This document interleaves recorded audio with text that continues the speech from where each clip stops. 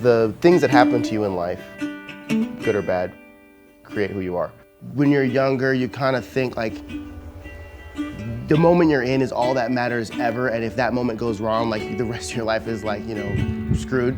You're slowly crafted by experiences, failures, successes.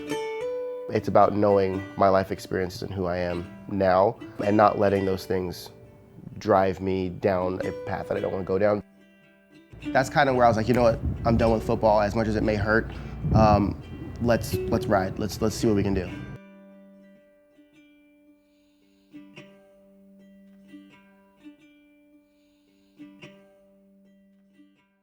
Whatever you feel comfortable with. That's all I ever do is what I'm comfortable with. So, well, good. you know, you're good. Cool. All right. Well, first thing is, Growing up, my dad was just always working. I never drove with my dad where he wasn't either telling me a story, praying, or explaining what we had to do for work that day. Subconsciously, I grasped it as a kid, and now consciously I do, is I saw my dad create something over time. And it was never a, we can't do this when it comes to, you know, developing our life. It was, I have to work hard to do this. But as I got older and, you know, you start hitting, you know, graduation and you start seeing, you know, all these other, you know, kids and their dads, and you're like, okay, well, people will ask me, even to this day, they'll be like, so like, where do you think you got this from? And I'm like, I mean, my parents are both white and I'm obviously not. So there was this dynamic of everyone externally noticed that my parents had darker complexion kids. I was adopted pretty much right from the get-go. 4 brothers and sisters, all older than me.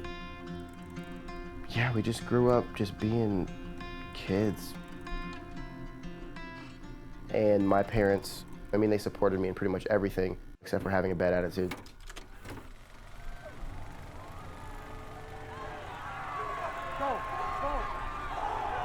I got an offer to play football in college at Azusa Pacific down in SoCal. Football was a failure, hands down. That was one thing that I put everything into, eating, training, film. I mean, I would travel down to LA just to sit in a film room with, you know, professional athletes. When it came down to going to the pro day and the combine, I just didn't perform the way, you know, I wanted to. That's something that still kind of hurts today. I look at that as a failure just purely because I knew my potential and I wasn't able to reach that in that moment where it counted. Throughout football, there was a lot of people that said they were gonna do stuff that didn't do it. There were a lot of people that promised things that didn't deliver.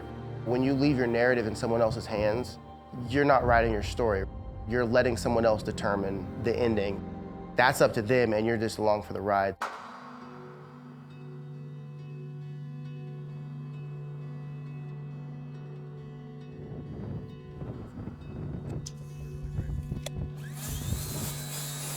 At that point, I realized that it's better to go out and prove someone wrong than to complain that that person was wrong.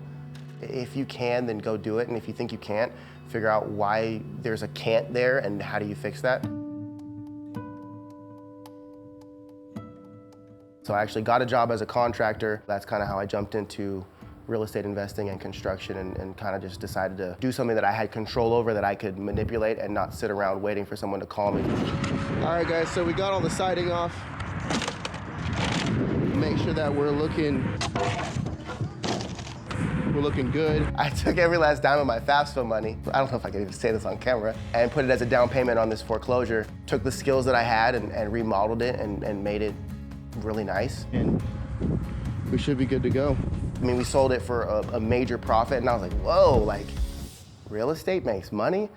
All right, guys, I'm gonna tell you why I chose to build a post frame and why you should choose to build a post frame. So today I'm gonna show you how to calculate common rafters. What is up, TikTok? All right, guys, so I got some DMs as to what I'm doing. I like to feel good about moving other people forward. I post stuff on Instagram and people, they look at it, they like it, they go out and do something for it, which means it makes me want to post more content, which means they do something greater, and it's like, I don't even know this guy. He sent me a picture of him and his contracting license. And he's like, watching your videos like inspired me to like go get my contracting license, start my business and like do stuff. And that right there, I was like, dude, me personally, like I just felt badass, right? I was like, okay. Like, that's awesome. Like, I'm so stoked. What is up, guys? We are starting an off-grid build here in Texas. We just bought 17 plus acres. My wife came to Stephenville to buy a saddle for her horse. And what we're doing is we're building the guest home first, which is going to be completely off-grid. It just kind of clicked. We were like, that's it. And we decided to purchase it and then go crazy for it.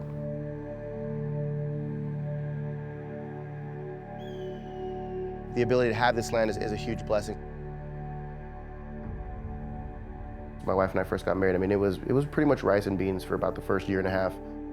But even then, you know, we would sit down and be like, this isn't what we want forever, but it's what we need right now to get what we want most. I think there's a little bit of value in raising your kids in the struggle. Family is what you make it, whether it's blood or not, and moments are what you make it, whether it's ideal or not.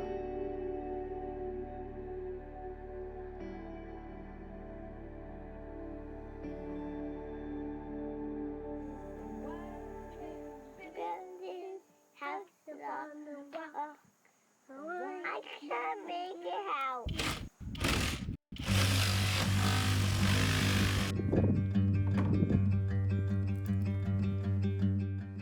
I don't feel like I need to have a strict path.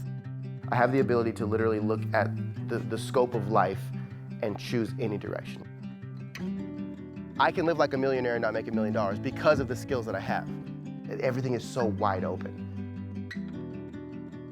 I want to be remembered as empowering, not judging someone, just making sure that they know that they have the ability, fill in the blank.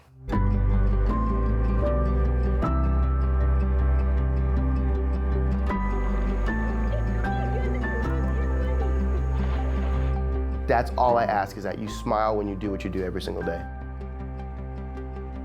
I mean, I love talking about stuff, but in the end, like, if you don't go out and do it, like, what, I mean, you know, like, cool story, bro.